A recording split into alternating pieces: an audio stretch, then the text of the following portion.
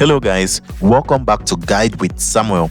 And in this quick guide, I'll show you how to highlight text in your Gmail email so it stands out clearly. Whether you are emphasizing a deadline or key information or just want your message to pop up. Let's begin step by step. First, sign into your Gmail account. Once you are on the home page, head over to the top left corner and click the compose button.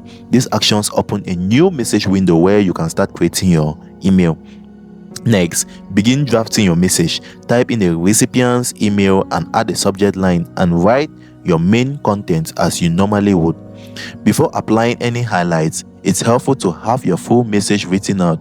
That way, you can decide exactly what part of the text you want to emphasize.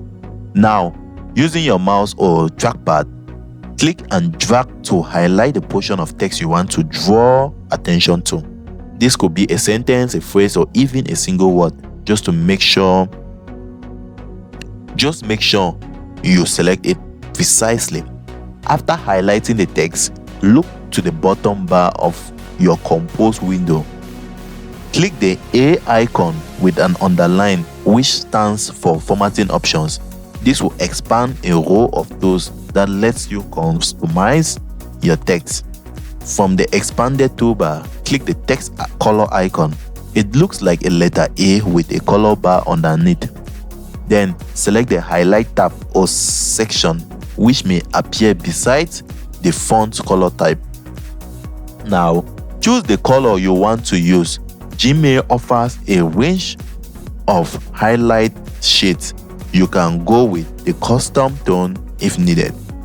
Once selected, your chosen text will instantly change to reflect the new highlight, making it pop up in your message.